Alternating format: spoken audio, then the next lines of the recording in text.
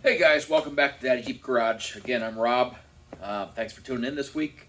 We're going to be getting ready for our upcoming trip to Anthracite Outdoor Adventure Area. We've got a few things to get done. Nothing too major at this point, but definitely excited about the trip. Going to bring more to that next week, show you who we're wheeling with. Follow me on the social medias, you probably already know, but I'm not telling you here just yet. So tune in next week for that. In the meantime, go ahead and hit that like button. Subscribe. I definitely need more followers on this channel.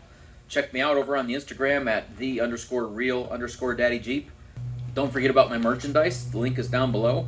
We definitely need to get some more orders in. The store closes on July 8th, so we definitely need to get some orders in or we may not ship anything. We have to meet some minimum order quantities to make things work, so definitely get your orders in soon so we can make all that happen.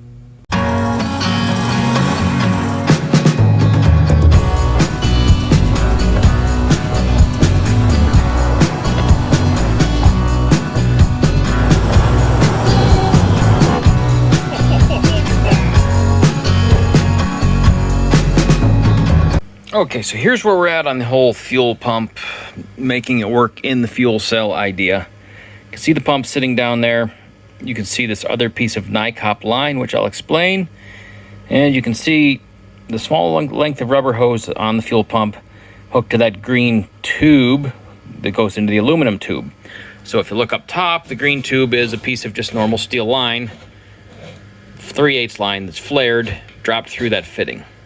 So it can't drop all the way down. The other piece, the NICOP, is a piece of 3/8 flared, just using that as a support through the return line. So we're going to zip tie the support to the pump just to keep it from bouncing around too much in there, adding a little more strength to it. And that should, you can also see we put a sock down there, that should give us a pretty robust system in there. Again, it's a cheap, off-the-shelf 95 Chevy truck fuel pump. $6 sock in the bottom, so not a real expensive repair here, but it will get the job done. And it's the same pump that's my motor was designed to work with, so it should work out for us real good. So you remember my drive shaft that I twisted? Well, I got some new material. So here's my old shaft compared to my new material. The new material is a little bit thicker, not a ton. It's 120 wall. I think the original shaft was maybe 90. So about 30 thousandths thicker. So it's definitely thicker, so it's going to be nice. The inside diameter is slightly larger. So I went ahead, I already cut the old tube off. So I went ahead and already cut the old tube off. And because the diameter is slightly larger, I actually just wrapped a couple layers of foil tape on here. It's just about the right amount to take up the slack. So that actually fits on there nice and tight. So now we just need to get this end welded in place. So I've cut completely around the weld with a die grinder. I'm pretty sure I'm deep enough to knock this piece off.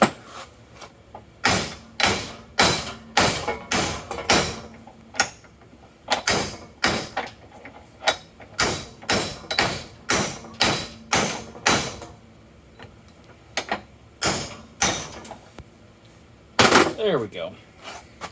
So now you can see, if I get it in front of the camera, that once you've cut that around there, you get this nice insert piece to align. And so now as long as this was cut straight, which it's cut pretty straight, we should be able to just kind of line that thing up and burn it in place. But again, we've talked about this on my front axles. Need to make sure these yokes are faced. So I'll try to set that one flat on the bench, set this one flat on the bench, and if you could force those two to stay flat, it'll help keep things aligned as well. Ooh, that's hot. Okay, we've ground a nice bevel in both surfaces. We've got it all cleaned up, ready to line it up and weld it. This would be much more accurate if we had a lathe, but we don't, so it's a trail Jeep. It's not going to be perfect. Hopefully we can get it so we can go down the road reasonably well, but that's not first priority. First priority is getting a drive shaft that functions so we can go wheeling this weekend. Tack on there.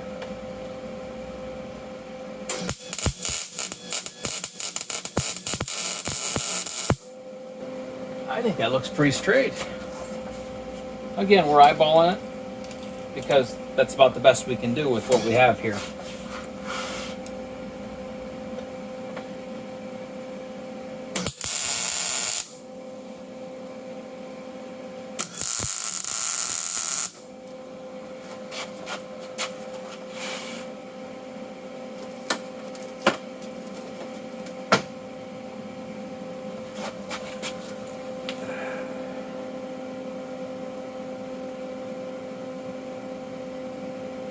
I'm going to call that good enough for what we're building here. We're going to go ahead and burn this thing in.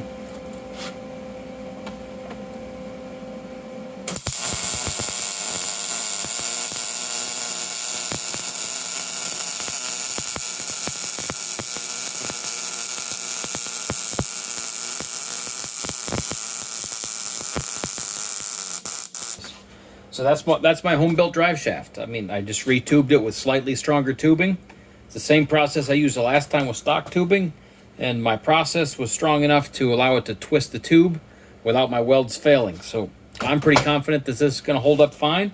Again, it's a thicker tube, so should last, that was hot, a little bit longer than this stock tube did under the same conditions.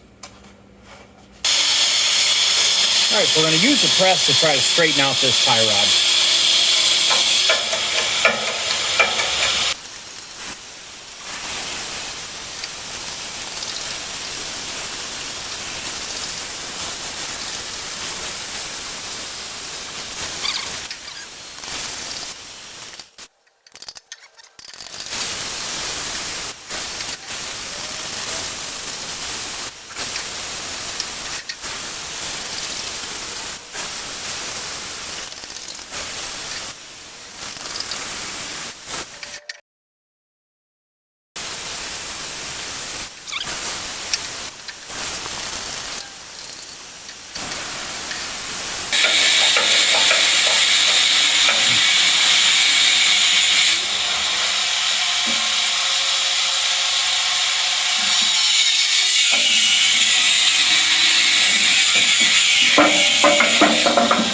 That's gonna work. I can live with that.